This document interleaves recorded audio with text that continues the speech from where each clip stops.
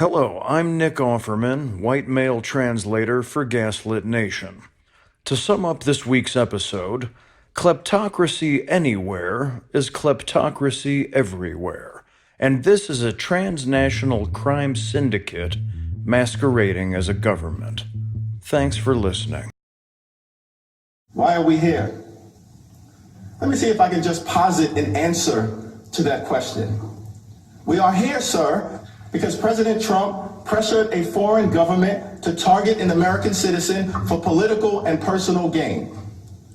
We are here, sir, because President Trump solicited foreign interference in the 2020 election and corrupted our democracy. We are here, sir, because President Trump withheld $391 million in military aid from a vulnerable Ukraine without justification in a manner that has been deemed unlawful. We are here, sir, because President Donald Trump elevated his personal political interests and subordinated the national security interests of the United States of America. We are here, sir, because President Trump corruptly abused his power and then he tried to cover it up. And we are here, sir, to follow the facts, apply the law, be guided by the Constitution, and present the truth to the American people. That is why we are here, Mr. Sekulow.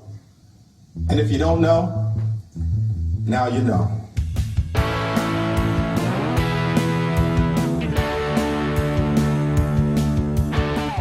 I'm Sarah Kendzior, the author of the best-selling essay collection, The View from Flyover Country, and the upcoming book, Hiding in Plain Sight, which is coming out in April and available for pre-order now. I'm Andrea Chalupa, a journalist and filmmaker, and the writer and producer of the upcoming journalistic thriller, Mr. Jones. And this is Gaslit Nation, a podcast covering corruption in the Trump administration and rising autocracy around the world. This is our first new episode since the media blitz of Lev Parnas, the indicted Giuliani goon and mafioso who made the cable news rounds after hundreds of incriminating text messages were released. The texts confirmed yet again what we already know. This is a transnational crime syndicate masquerading as a government, and one of their goals was seemingly putting a hit on former U.S. ambassador to Ukraine Marie Yovanovitch. In his televised interviews, Parnas asserted that Trump himself was an active participant in the Ukraine shakedown scheme, that Mike Pence and Devin Nunes were as well, and that a key goal was taking down Joe Biden. He denied being part of the plot to endanger Yovanovitch and instead presented himself as being in danger. And so just a couple of observations to start us off here. The information that Parnas was putting out there corresponds to information that we already knew because Yovanovitch and others had already testified about it. She spoke repeatedly of being in danger. We also know that other witnesses at the impeachment hearings, like Vindman and Hill, got death threats. These witnesses join a very long list of people who spoke out about getting death threats by members of this administration or people associated with them, including, but not limited to, Stormy Daniels, the judge in the Paul Manafort case, the jury in the Paul Manafort case, the judge in the Roger Stone case, Lisa Page and other former members of the FBI, Jamal Khashoggi, who was of course then murdered, countless other members of the media, every woman who has come forward and alleged Trump committed sexual assault, and many more. So there's a consistent history of mafia activity by members of this administration, and we've also had multiple witnesses testify that under oath for years. At his hearing in February 2019, Michael Cohen described Trump acting like a mafia don and said that Cohen was directed by Trump to threaten over 500 people. James Comey, in his 2017 testimony, also described Trump as behaving like a mafioso in office. Yeah, Trump, of course, also behaved like a mafioso for several decades before taking office. Not that Comey seemed to give a shit then. Anyway, all of the people who Trump has targeted, much like the witnesses who testified at impeachment, say the same thing about the Trump team's constant threats of violence. So my question is, why in the world did it take a mobster who ran a company called Fraud Guarantee to convince people of this, like it's some sort of revelation? Why is it Parnas who is being imbued with this kind of integrity as a trustworthy figure who's blowing the lid off of this or breaking the dam open, as so many people on Twitter are saying? Why is the co-founder of Fraud Guarantee the one who is trusted to tell the whole truth? So what are your thoughts? Is he trustworthy, Andrea? Why are we making such a big deal out of him? First of all, I want to say I'm grateful for the Lev Parnas interview, even though he is obviously an unreliable narrator because of his very clear links to organized crime. He's connected to Dmitry Firtash, the Ukrainian oligarch gas king who worked closely with Semyon Mogilevich, the brainy Don, a Ukrainian who is considered the head of the Russian mafia.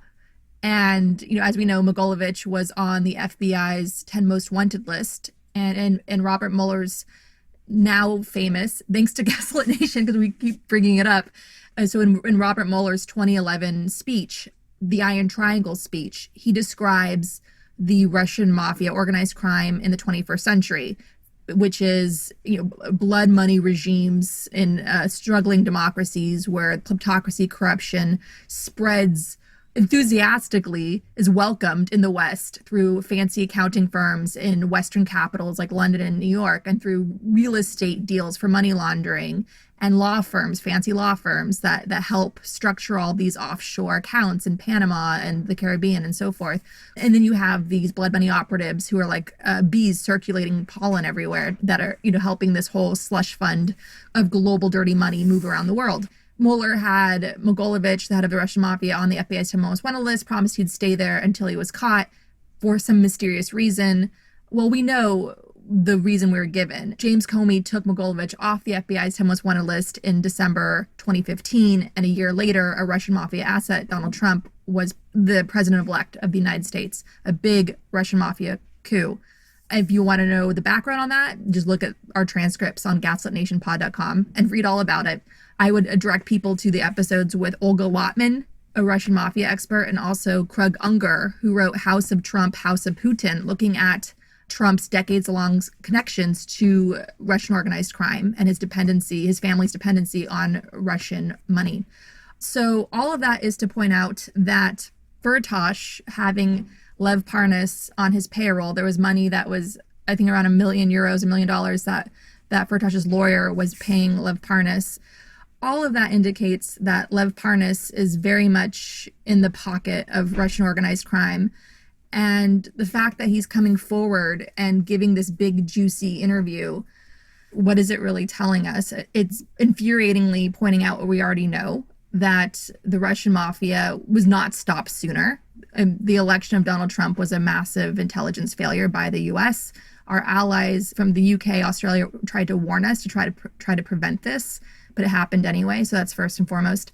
The other thing is that what is Parnas trying to do? Is he opening his mouth and incriminating everyone? Basically pointing out what we already know, is that William Barr, the Iran-Contra cleanup guy, is behaving like Donald Trump's Roy Cohn. He is the mafia lawyer, the consigliere for Trump, protecting him, which is why the investigations in the Southern District of New York should not be relied on, because Barr's going to clearly do what he can to slow that down, just like he tried to cover up the Mueller report, which worked initially with all of the front pages of major U.S. newspapers saying that Mueller exonerates Trump. That was Barr's work. So why would you trust him in the Southern District of New York? He must be clearly slowing down or tampering with those investigations, because that is his long history in serving the far-right coup of the Republican Party, this sweeping corruption operation, which married perfectly, culturally speaking, with Russian organized crime. And that is how we got Donald Trump.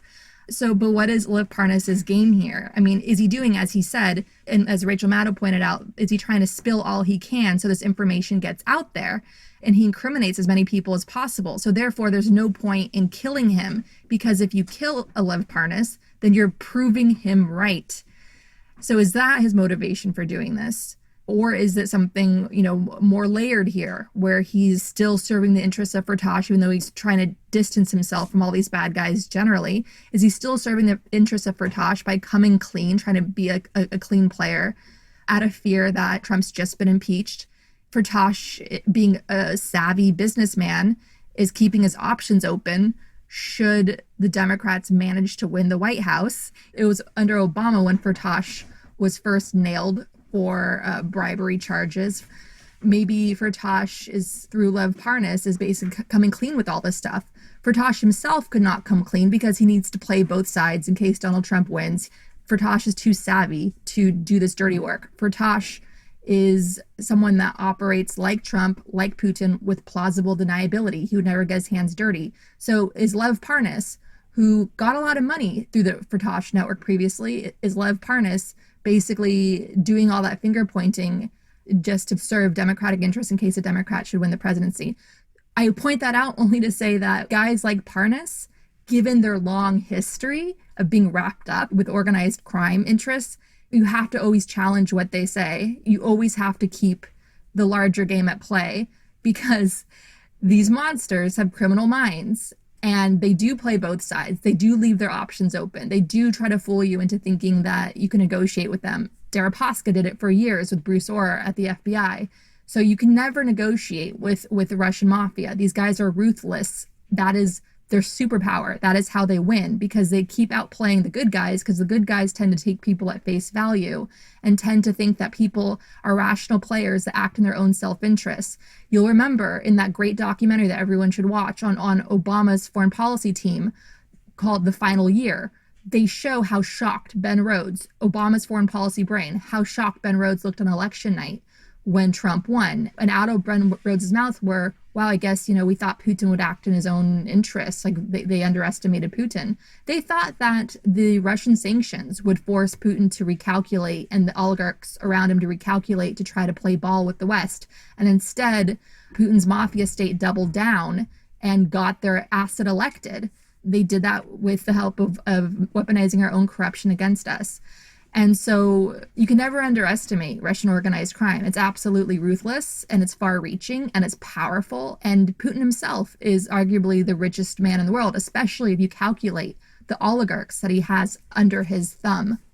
I think one thing to take into consideration is the time we're living in now, and that Parnas has been involved in these schemes for years, comes forward now. And he's coming forward in a time of entrenched elite criminal impunity, in which most of the major players in the Trump fold who have committed crimes, confessed to crimes, were not punished for those crimes. And even though Trump was recently impeached, the stranglehold that the GOP has as an extension of this transnational crime syndicate on U.S. government is stronger than before.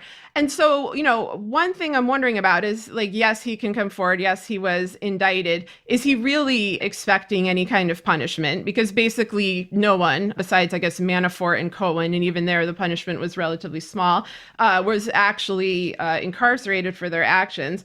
And another thing is that as much as he told on television, that is incriminating. And I think the text messages are more so and are more important than his televised musings. But one of the main tactics of the Trump team has always been to hide crime with scandal. But if that's not possible, they try to hide an enormous crime with a smaller crime. And so when he went on television, he could give the details of the Ukraine shakedown because it's focusing attention on a smaller scope of criminal activity instead of this vast apparatus you were just describing, in which Trump, Putin, and many other leaders are engaged. The apparatus that extends to Semyon Mogilevich, who people refuse to discuss on television, despite his centrality to all of these cases. And so here, Parnas is really benefiting from the way that the Democrats structured impeachment by limiting the scope to the 2019 Ukraine shakedown and omitting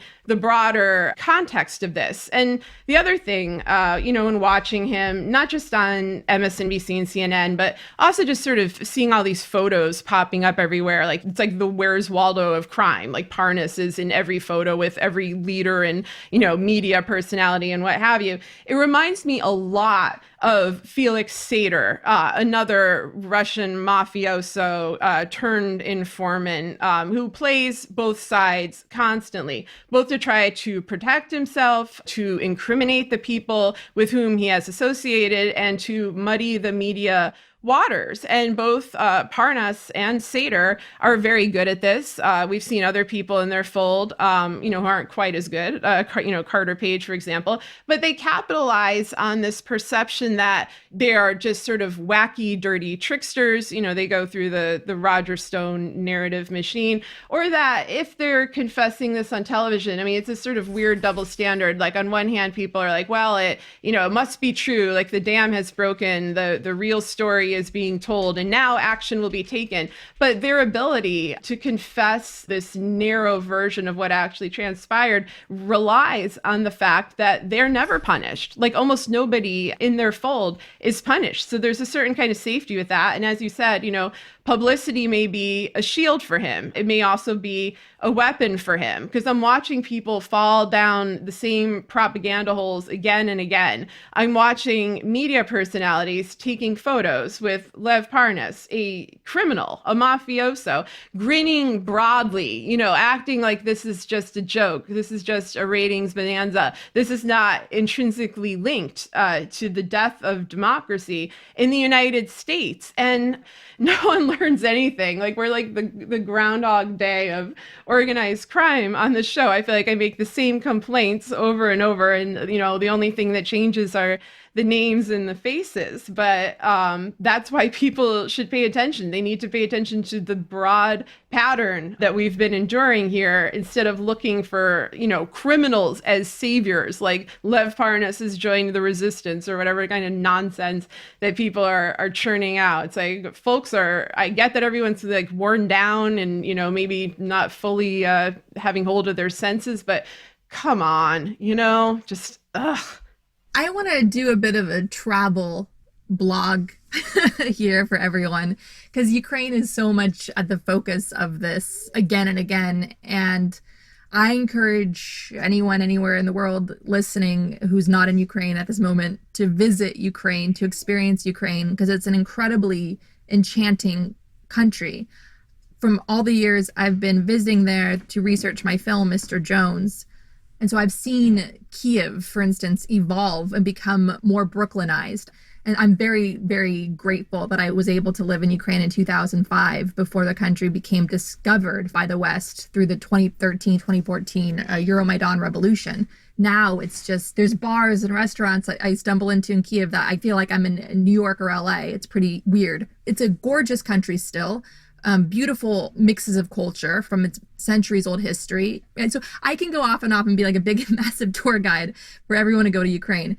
And it's safe for you to go. I have a friend who is sanctioned by Russia, and he goes to Ukraine quite a bit from the West. And he gave me really good advice. He said, Ukraine is safe as long as you haven't messed with anyone's money. So if you hadn't messed with anyone's money, go to Ukraine and be a tourist and eat and drink vodka, and your mind will be blown by how special this place is.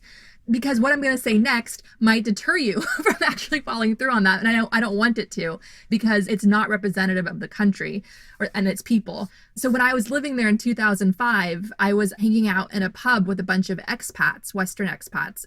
One woman who joined us, an older woman, middle-aged, who worked at a law firm in Kiev, she came in wearing practically a turban of gauze around her head. And she had the funny, dry line where she said, well, I've taken up smoking again. So it turned out that when she was coming out of her office, some massive towering goon slammed a brick in her head and just walked off. And that was done to intimidate her because of whatever she was working on there for the country. And she was laughing through all of this because there's a bit of that sort of, not to the extent today, certainly for Westerners, but back as Ukraine was emerging from the car bomb 90s, there was still horrific corruption that could target people that weren't big fishes, so to speak. I would say today that's very much still true, unfortunately, for some of Ukraine's biggest activists and journalists. And there's one horrific, heartbreaking story of a anti-corruption activist named Katerina Handzuk, who exposed corruption in where she lived in her Kherson, Ukraine, in the south. And she was attacked with sulfuric acid and died months later. And Marie Yovanovitch had hosted a ceremony honoring this brave, young anti-corruption activist who gave her life for her country, who gave her life to strengthen Ukraine, to bring it closer to Europe, to make it more like a full functioning Western democracy and pull it out of Russia's shadow of corruption. Russia has weaponized and furthered and deepened Ukraine's corruption to keep it in its orbit. And here, this young woman, Katerina Handzuk, died, one of countless Ukrainians who have given their lives for a better future for Ukraine. And Marie Yovanovitch hosting the ceremony in this young woman's honor and leaving the ceremony, which it's a heartbreaking story. And imagine Marie Yovanovitch in Kiev speaking words about what Katerina Handzuk did for her country, sharing her story with people, being there, present among her family and friends. And then right after that, finding out that she's being called back from Kiev and told by the White House, told by her own government that she needs to return, that she's being recalled, which is shocking.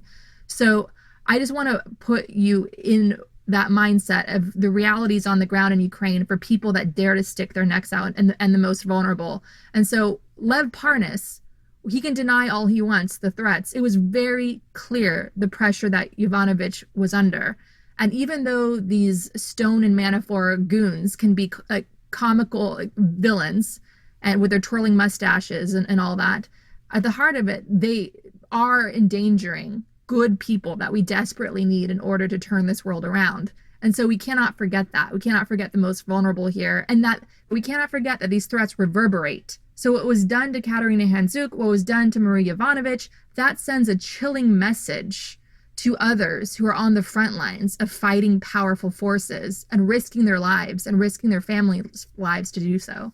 You know, a lot of what you said, it gets lost in this kind of frenzied media narrative to have, you know, the villain in the hot seat, you know, and to present them as this kind of bumbling buffoon or, you know, whatever kind of veneer they want to put on Parnas. Like, these are deeply dangerous people. And it's honestly very disturbing to see how quickly the testimonies were forgotten, to have Yovanovitch's own words taken less seriously than Parnas's alleged confession, to have the fact that so many people have been threatened with physical violence, you know, have been stalked, in some cases have been murdered. Like, this is the story of the Trump administration. And it's one that the media is very unwilling to tell. And when you tell it, you know, they'll label you alarmist or hysterical. And I think it's just an inability of them to process that this is happening in the US, even though, of course, you know, things like this have always happened in the United States, but that it's happening in a streamlined way through the executive branch with obviously the complicity of actors that are in the institutions and agencies that are supposed to stop this. We have a mafia White House, and people don't want to confront that reality. They don't want to call it what it is, you know, and they failed in this regard in so many ways. They failed during the Mueller probe and afterwards. And, you know, unfortunately, they failed in the impeachment hearings. The ones they did have were good. You know, they were very powerful. Americans learned information that they needed to know. But that was the tip of the iceberg. That was the beginning of the story. And, you know, as I'm talking now, Pelosi has now passed the articles on to the Senate, and they're currently debating what kind of rules are going to be enacted when the Senate has its own hearings. And so, you know, this is a frustrating situation because it seems like it can go in one of two ways, maybe a mix of both. Some Republicans are obviously aching for a show trial. You know, we've said that from the get-go, that if we don't have impeachment hearings, you will end up with a show trial. And so we had it, you know, a very small, narrow impeachment hearings, and now we're getting the GOP wanting to do things like drag Hunter Biden in, create a spectacle, turn the accusers into, the villains, flip the script, all the things we warned about are coming to pass. They also seem to want to rush it.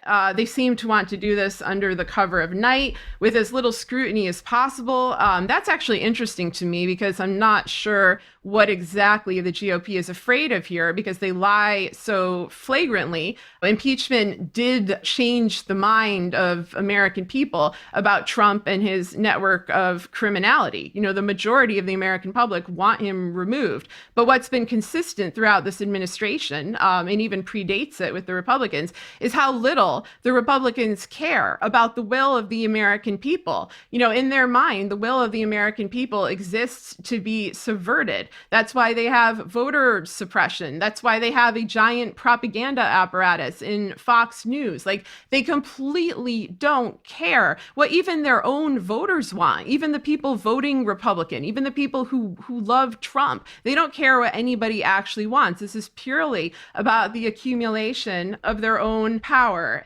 I am really puzzled by what exactly the Democrats were seeking to accomplish by first holding the articles and then passing them to the Senate when they did, because it was smart to hold the articles. That was a wise move. And what I was hoping is that holding them was going to be part of a process of adding additional articles of impeachment, both having to do with Ukraine. Like, for example, we know of all these incriminating text messages and additional evidence that was never included. We know, for example, Nunes was involved. That was never a focal point. But also, the obstruction charges from the Mueller probe, the kidnapping and abuse of migrant children at the border, the abuse of the pardon power, long list of impeachable offenses. And we've gone over that. I thought perhaps Pelosi's holding them so that she can then continue this path forward. And I think Trump's recent aggression in Iran may have also fallen under, the realm of an impeachable offense.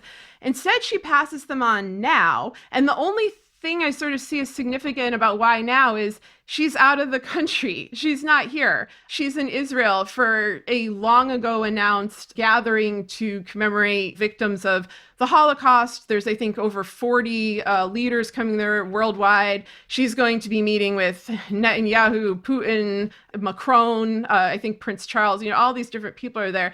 And she brought along a large contingent of Democratic representatives with her. And she knew that this event was happening. This is long scheduled. Why schedule the Senate hearings for this exact point in time? And yes, Pelosi does not need to be here for the Senate hearings. And there are managers that have been chosen to do this process.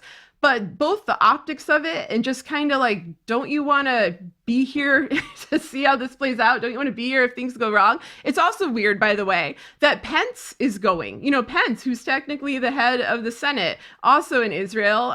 So is Kushner. And then meanwhile, we have Trump, I believe, in Switzerland. So the top three people in the order of succession are all out of the country as the Senate launches this completely batshit, propagandistic, obscured, non-democratic process of preordained trial in the Senate. So at any rate, all this does all point to dysfunction at best.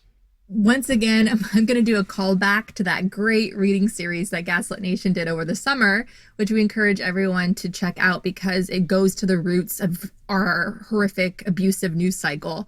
So I mentioned earlier our interviews on the Russian mafia with Olga Lotman and also Vanity Fair contributing editor Craig Unger. So those are core listening right there. But then the issue of impeachment and the Democrat strategy, that reminds me, as part of that reading series, the interview we did with the Washington Post's Greg Sargent.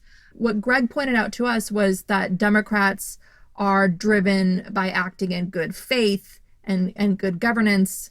And in terms of being a big sledgehammer to the face, they outsource that to their grassroots base, which is growing angrier and angrier. And that frees up the Democratic establishment to try to establish a culture of respect and decency in the highest offices of power in our country. And that, I would argue, is important because culture is powerful. as we've seen, because Donald Trump, for instance, is leading a culture of brutality. In 2016, wherever he held a Hitler-like rally, there was a massive spike in hate crimes in those counties. So that's a culture that he actively worked to establish, and it's led to copycat crimes around the world, from a mosque being shot up in New Zealand to Canada and so forth. So culture is powerful, culture is important. So in terms of what Nancy Pelosi is doing on this, with this U.S. unity tour with leaders of both parties going to Israel, that a longtime important ally of the U.S., which is ironically having a similar struggle to the one we're having, with Netanyahu having been indicted, with Trump having been impeached. So they're going there on this goodwill mission, and one could argue that is Pelosi showing leadership and unity to try to help bring stability to the country during this incredibly frightening time. A decade ago, in Trump years, which was just a week or so ago, they shot down the second most powerful person in Iran, which could have easily tipped us into World War III.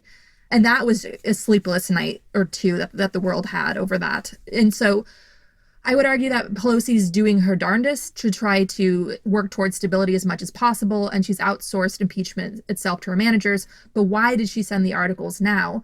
We initially applauded her for holding on to them. And I think that obviously, Sarah, if you and I were in charge, which one day, if we're all lucky, we may be. Could you imagine? But what would you and I do? Likely we'd be like, you know what, Mitch, we're not ready for your show trial yet. We would call it a show trial, and we're saying we're going to hold on to these articles of impeachment because we would like to have some more investigations, especially into Devin Nunes. And so in front of Devin Nunes's face, because that'd make great television, as we know, we would be investigating him. We would bring in witnesses, and he would be forced to step.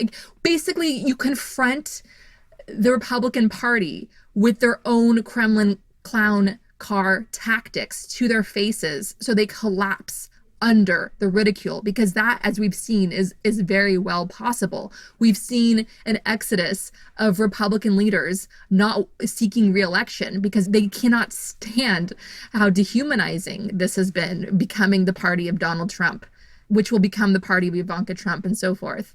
So I think clearly the Democrats have always struggled with having this brass knuckles approach to fighting the Republicans fire with fire, because they've always sort of tried to raise themselves to a higher level of decency in order to extend good faith. I think there is also a fear that if they went down to that level and started putting people in handcuffs for defying Congress and so forth, that those tactics could then be used on them the next time Republicans own the House. Because keep in mind, our elections are a pendulum in America. It keeps swinging back and forth. A Republican becomes president, burns the House to the ground, and things have to become so bad before most electoral college is willing to vote for a Democrat. And so that's sort of been a pattern. And so I think the Democrats are very careful to use the full extent of their power, especially in such an aggressive way, a way that you and I could argue is desperately needed in these fragile times.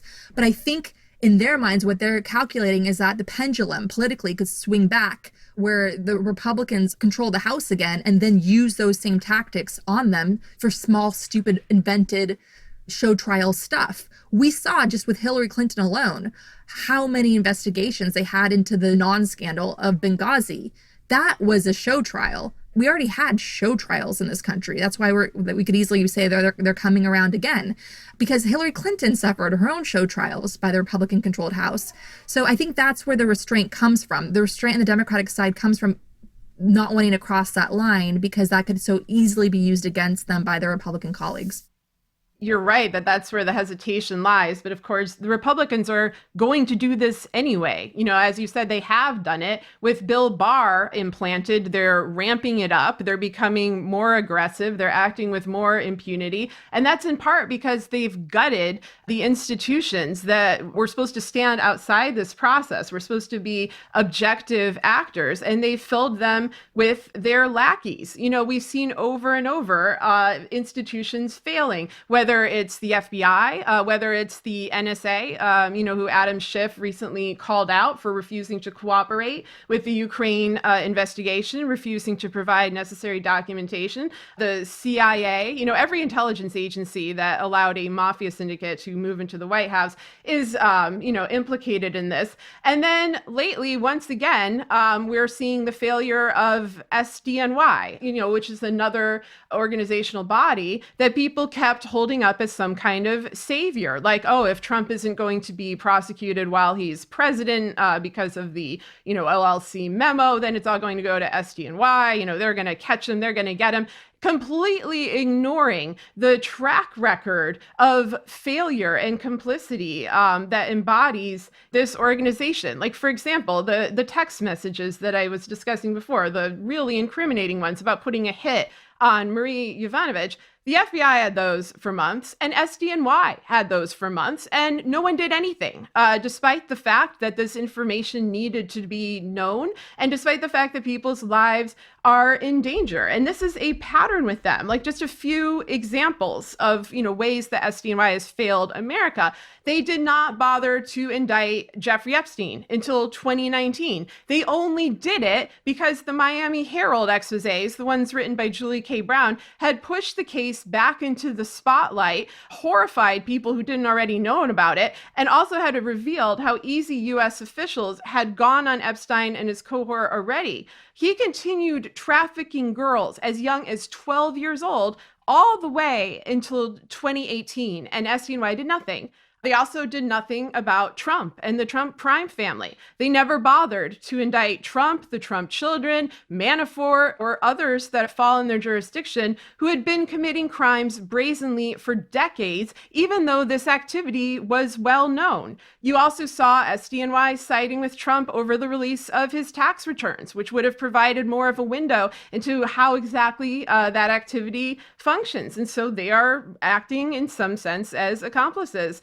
The only Trump associate that SDNY has bothered indicting was Michael Cohen. And that was only after he flipped and he confessed his crimes openly, kind of, in some sense, leaving them no choice. They are not aggressively pursuing these dangerous criminals. They are not doing anything to make us safer. And so, it's yet another failed organizational body that we cannot count on. And that's a very frightening thing. I mean, that's one of the reasons I'm so annoyed with the butchering of the impeachment process, because it was one of the few means of leverage that the Democrats had. And it was never going to succeed in the sense that the Senate was going to convict. We've said that from the start. But there were things they could do. There were subpoena powers that they never implemented. There were ways of dragging this out to at least get the full story out there. The more information you have, the better means you have of wielding it, using it, letting the American people know what's transpired, putting the pieces together. Like, they blew this opportunity. And when all the surrounding institutions are broken, when there is no one left to rely on, like, why do that? Why give away one of the few points of leverage that you have? And so I want to talk about Trump and his lawyers from hell. So Trump has selected his legal team, and the legal goon squad has risen yet again. It's important to remember that the most important figures in Trump's life have always been his lawyers, from Roy Cohn to Rudy Giuliani to Michael Cohen. As I just mentioned, these lawyers are often implicated in crimes themselves. You saw both Cohn and Cohen indicted. And of course, Giuliani is suspected of multiple offenses, probably least among them being an unregistered foreign agent. He is a partner to the mafia. So anyway, this trend has continued with the individuals that Trump has selected for his impeachment defense. We have Kenneth Starr of Clinton witch hunt fame and Baylor University sexual assault cover-up fame. We have Jay Sekulow, who's been under investigation by the House Intelligence Committee for falsifying testimony. And worst of all, we have Alan Dershowitz, who defended Jeffrey Epstein as a lawyer, but also socialized with him as a friend and was one of his clients when he was trafficking underage girls. It was Dershowitz who secured Epstein's mysterious federal plea deal in 2008. In 2014, Dershowitz was accused of raping an underage girl procured by Epstein. He denied it, saying he only got a massage and kept his underwear on, and has denied other allegations of rape and sexual assault. But in addition to his connection with Epstein, which spans decades, Dershowitz was a key player in other scandals and crimes involving people tied to the Trump administration. So just a few examples. In 2011, Dershowitz served as Julian Assange's defense attorney and proclaimed that WikiLeaks was, quote, the 21st century Pentagon Papers. His main nemesis in that case was, of course, Hillary Clinton. You also see Dershowitz defending Benny Steinmetz, an Israeli partner of Jared Kushner, accused of money laundering and bribery schemes all over the world. Steinmetz helped Kushner fund his properties in New York, some of which were also suspected of being money laundering venues. The properties that Kushner and Steinmetz purchased jointly were worth over $188 million. Steinmetz featured in the Panama Papers because his schemes were so vast. He was arrested multiple times, but as a billionaire, he manages to weasel his way out of this with the help of people like Dershowitz. You also know Dershowitz from representing a lot of grotesque, more average Americans, most famously O.J. Simpson. But that's not what I'm criticizing here. Everyone is entitled to legal representation. What I'm criticizing is Dershowitz's voluntary association with sex traffickers and organized crime. He has also lied about the nature of law itself, saying about the Trump case that a president cannot be removed for abuse of power or for obstruction of Congress, the two things with which Trump was charged. That is a lie. He has also previously said that lying to the FBI is not a crime when he was discussing Michael Flynn's case. This is also a lie. And notably, this is not Dershowitz, acting strange or doing something new, which is the way a lot of famous, fancy people like to present this because they've been hanging out with Dershowitz themselves for decades, inviting him on TV, inviting him to the Hamptons parties or what have you. He has always been this way. You can find comments on Nixon's impeachment and the associated trials going back to 1974, where he said, and I quote, "I am not happy seeing Nixon's gang being tried by blacks and liberals." So that is who Alan Dershowitz is. He's disgusting. He disregards the rule of law. He voluntarily associates with pedophile rapists and mafiosos. That is who Trump chose for a reason. These are not attributes that Trump dislikes. This is what he seeks out. He is somebody who has inhabited this world of organized crime, linked not just to Trump, but to others in the campaign and the administration for decades. It therefore makes him trustworthy to Trump, much in the way that Rudy Giuliani is viewed as trustworthy. It doesn't matter that these individuals are sometimes mocked or derided for their blatant lies and hypocrisy. None of that is relevant. The shamelessness is an asset. And so, this is yet again, another very dangerous situation that I think the DC punditry really underestimates. They can't bring themselves to admit that the social circles they inhabit are dominated by people like Dershowitz, like Jeffrey Epstein, like Donald Trump, that they are fine just looking the other way, never digging deeper. And I think that kind of humiliation and that desire to protect themselves, protect their own reputations, is outweighing their obligation to tell the truth. And that is a shame. I wouldn't want to be anywhere near those fellas because they're karmically challenged and who knows what kind of anvils are going to crash on them from out of the sky.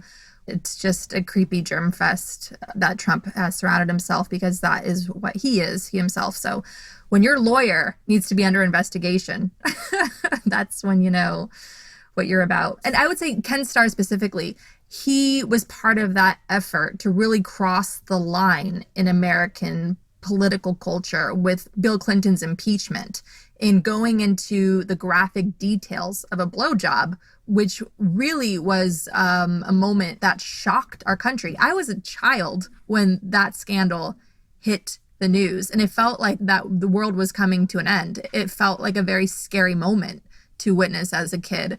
And that was Ken Starr lacking any decency. So I feel like ever since the defeat of Nixon, the monster of Nixon has just risen back scarier and greater, like that monster in a horror movie that you think is dead, but then it grabs your ankle as you're walking away. I feel like we've just been dealing with like the risen corpse of Richard Nixon's criminal enterprise ever since we thought we defeated that monster. And that was for a lot of reasons because that wasn't a thorough job. I think America's story is a story of unfinished business, whether it was, the failed Reconstruction following the Civil War and, all the racist policies that came after and the impact they had for generations. That story of unfinished business, a lack of accountability, followed Nixon. That story of unfinished business and a lack of accountability followed Reagan's Iran-Contra. Oh, and that story of unfinished business and a lack of accountability followed George W. Bush and his horrific invasions of Afghanistan and Iraq and his policies that helped Wall Street become a gambling den, which brought down the world economy. All of this is just a big story of unfinished business and a lack of accountability. So with that said, I think we should move on to some hopeful news, to some exciting news, and that is, drumroll, please. That is the Gaslit Nation Democratic presidential endorsement. Are you ready, Sarah? I am ready. I am so excited. Okay, so first and foremost, let us remind you that this is a show that looks corruption in the face. This is a show that stares disaster in the face. And one thing we were always bleeding on about is that in 2008, Americans elected the first Black person as president of the United States. And we thought that racism was over. Well, white people did anyway, I'd say. And we thought that our work was done and we could all celebrate and then go home. So Americans have a pretty bad tendency of believing in Hollywood happy endings. That is granted one of our largest exports as a country with all that soft power of those Hollywood movies we send around the globe. But those only exist in Hollywood. So during the 8 years of Obama's 2 terms, Karl Rove and the far right engineered a massive takeover of states, turning state governments red, creating red trifectas where the entire government is in Republican hands.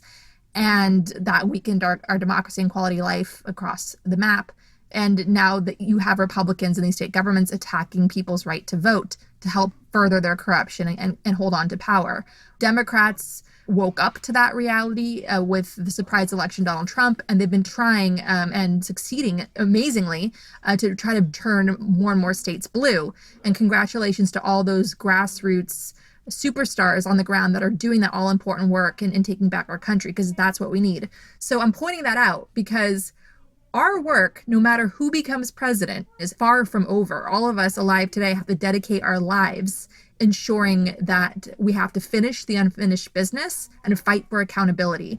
We have to fight corruption and stare disaster in the face. That's the only way we're getting out of this, being attacked by all these crises at once, from Russian organized crime to American far-right corruption, nuclear weapons of Facebook and so forth, and of course the climate crisis that's coming for us.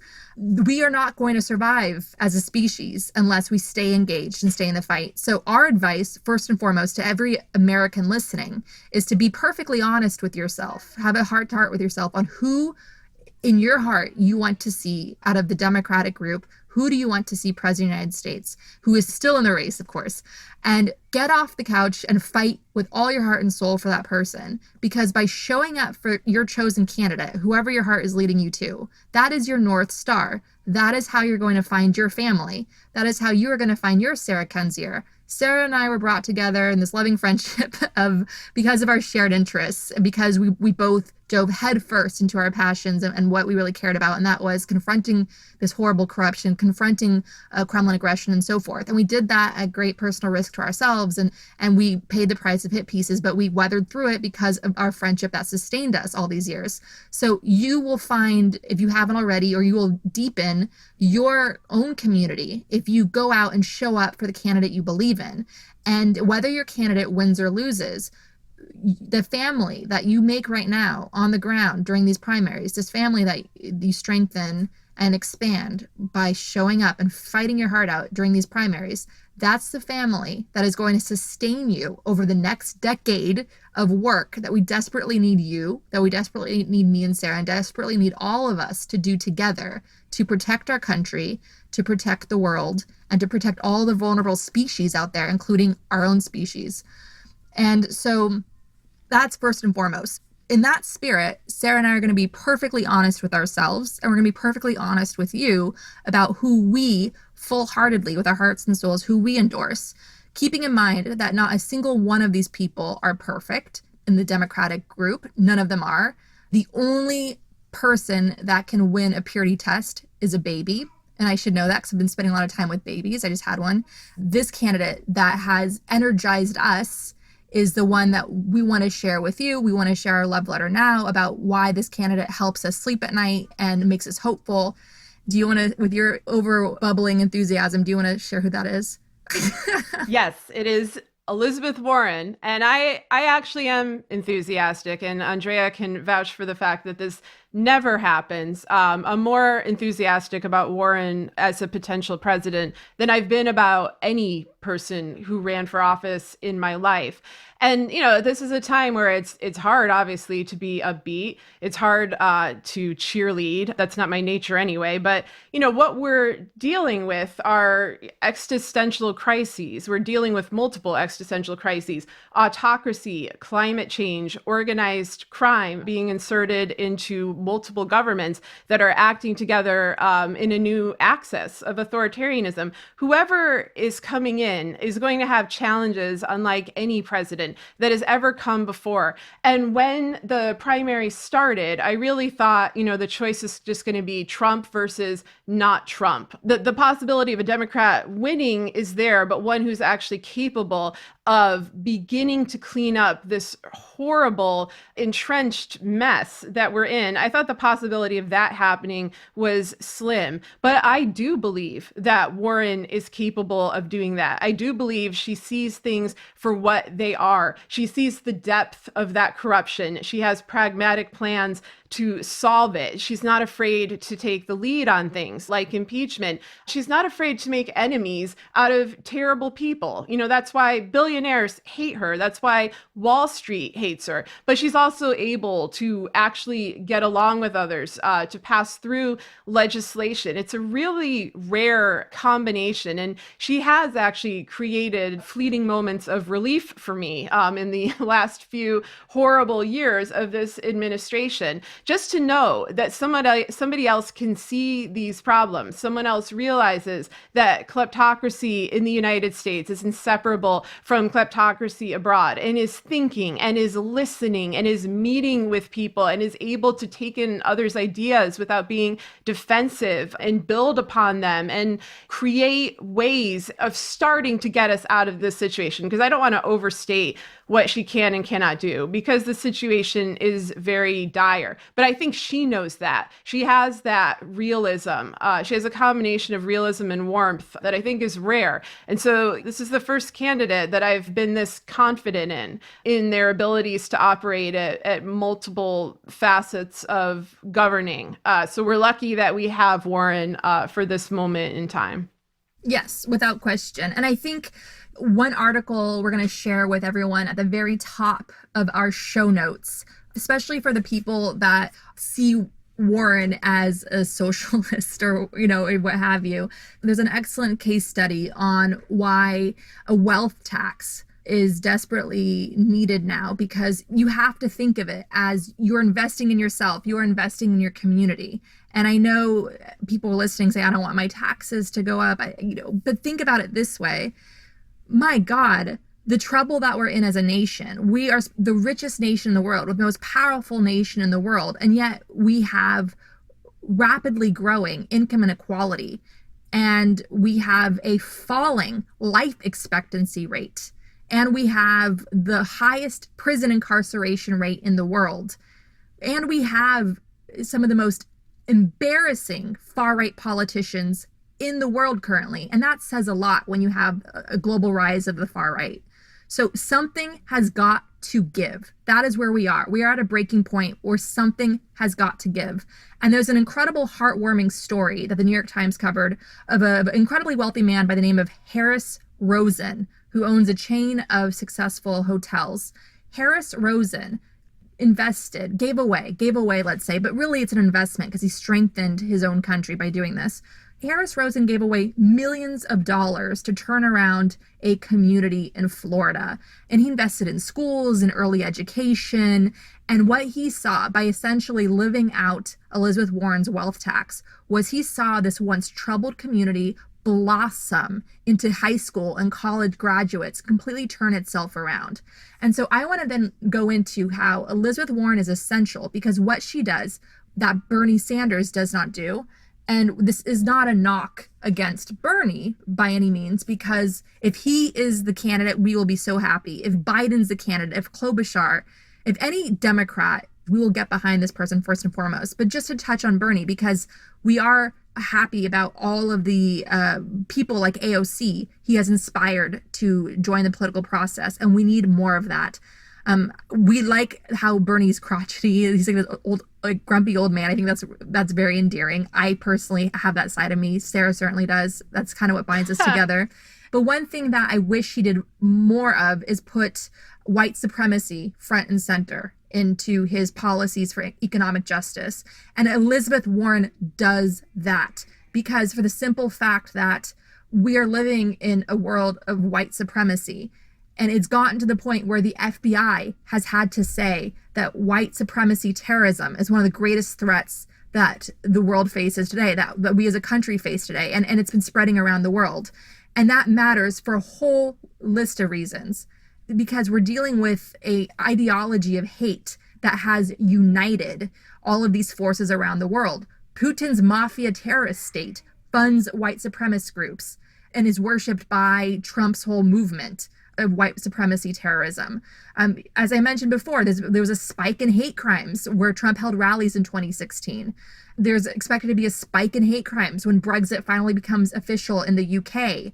You even had the MAGA hats, the Trump supporters, ruin Star Wars. They ruined episode 9 of Star Wars. There was this great Washington Post article, which we'll put in our show notes, about this whole cottage industry of white supremacist hate against the beautiful Star Wars film, The Last Jedi, which empowered women, which empowered people of color. Well, Disney went to the dark side by catering to that cottage industry with Star Wars, The Rise of Skywalker, by bringing in white male centricity, like bringing in the white male to the center of the story and taking out characters that were women of color, that were sources of hate for the MAGA hats.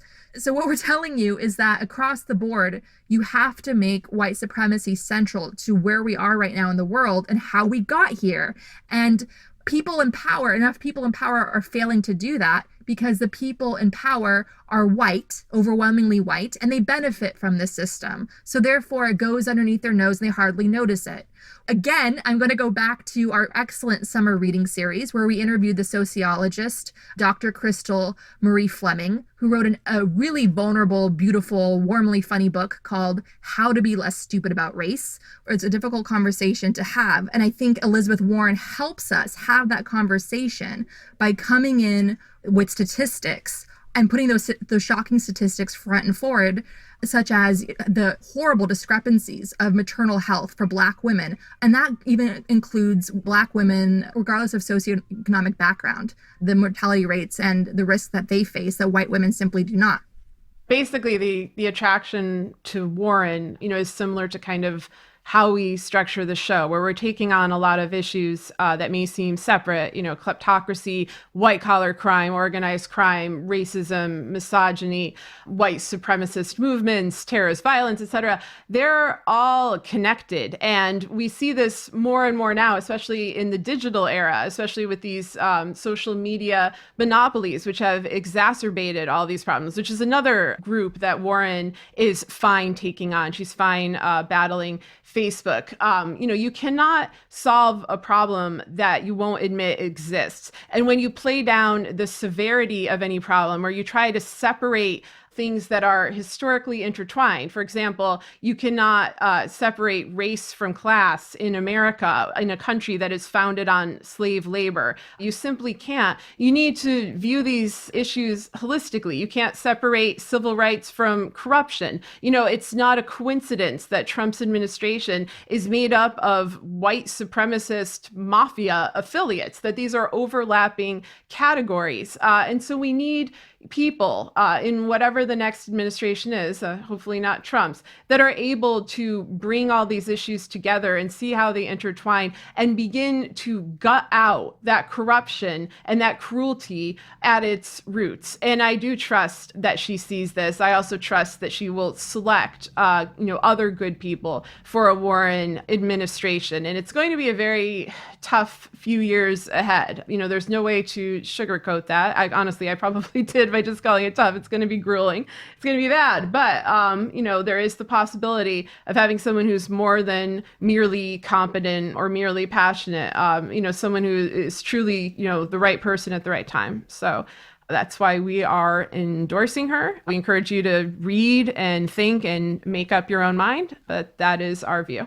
I agree a lot with the New York Times endorsement and what they listed about Warren. I want to add to it also her stamina. You cannot fake the stamina and enthusiasm that Elizabeth Warren shows with her selfie lines. She's taken thousands of selfies by now. Like the amount of energy that she has, that's the enthusiasm and stamina that we're going to need to get through the next 4 and 8 years. You need someone with that level of just nerdy, unapologetic, I'm your favorite professor from college enthusiasm and passion that she has. Again, Bernie being a close second, I think Bernie has done what he was born to do in inspiring countless people to take themselves seriously and fight for their dreams and join Congress, run for office. That's desperately what we needed Bernie to do. I would see Bernie as the stick to Elizabeth Warren's carrot. I feel like Elizabeth Warren has more of that goofy enthusiasm that we need as a leader, as an executive at the top, to really set the culture, to be more inclusive. And she's also shown that she can evolve and listen.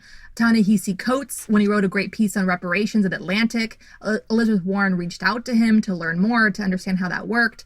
She's someone that used to be a Republican, which I think works very much for her because she knows how to speak to other Republicans and she knows the culture that she comes from. And the fact that she is no longer a Republican shows that she can listen, she can learn, she could evolve. And I think more than anything is that we need a president that can do that can evolve. Trump can never be wrong. He refuses to be wrong. He's stuck in his ways. Whereas Elizabeth Warren can listen and she can learn and she can change and she can make amends and she can bring greater healing and inclusivity. And I think that's something that is desperately needed to unite the country and heal the rifts. Sarah and I both slept better at night when Elizabeth Warren was one of the first big giants in American politics to come out in support of impeachment right away upon reading the Mueller report. And one thing that, Sarah and I have always felt very unmoored being on the left, being progressive, and yet feeling isolated because a lot of progressives laughed at Russiagate. They didn't take it seriously. They attacked us. Elizabeth Warren takes corruption seriously, whether it's here or it's in the Kremlin. And she understands very well with all of her plans that kleptocracy anywhere is kleptocracy everywhere. Whoever is the nominee, all of us will unite around that person.